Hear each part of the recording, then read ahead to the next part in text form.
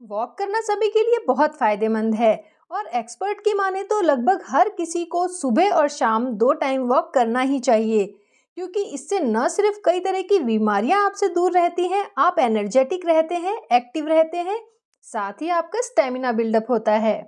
और सबसे अच्छी बात यह है कि इसे करने के लिए ना किसी ट्रेनिंग की ज़रूरत है, ना ही किसी इक्विपमेंट की। क्या आप जानते हैं कि आपको एक दिन में कितने कदम चलना चाहिए? वैसे तो आजकल इस चीज़ को मापने के बहुत सारे ऐप्स आ चुके हैं, लेकिन इस बात की गारंटी कम ही है कि उनकी दी गई जानकारी कितनी एक्यूरेट है। तो आज इस वीडियो में हम इसी का पता लगाने वाले हैं। आज हम आपको 5 साल से लेकर के 60 साल की उम्र तक के व्यक्ति के लिए प्रतिदिन का वॉक प्लान बताने वाले हैं, जिससे आप समझ पाएंगे कि आपको अपनी उम्र के हिसाब से एक दिन में कितने कदम चलना चाहिए।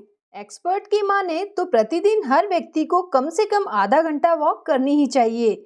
कदम की बात करें तो हर व्यक्ति को ये कोशिश करनी चाहिए कि वो एक दिन में कम से कम 10,000 कदम चले, यानी कि हर रोज 5 से 7 किलोमीटर की वॉक।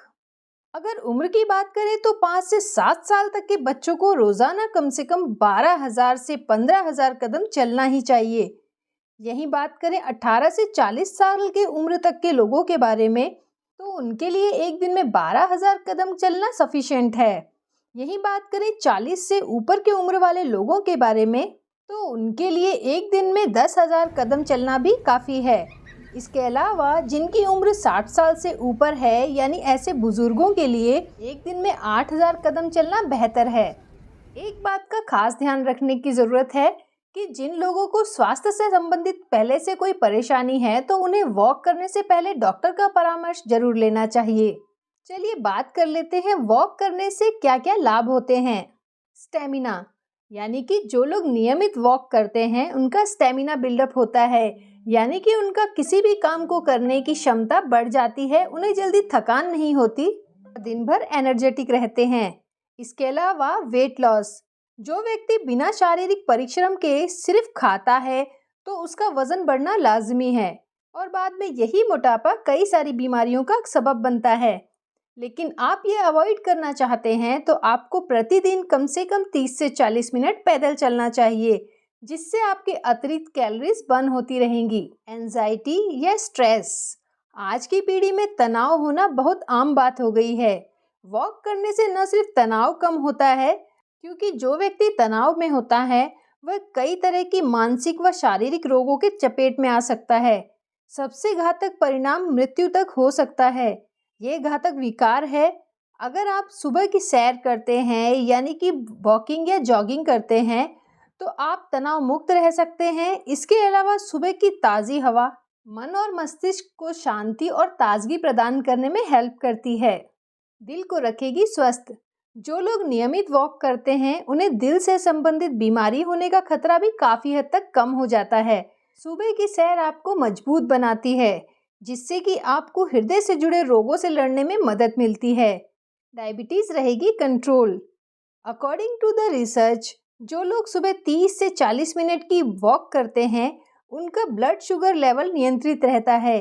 इसके साथ ही पैदल चलने की अच्छी आदत टाइप 2 डायबिटीज़ से निजात दिलाने में भी मदद करती है। बॉडी रहेगी टोन।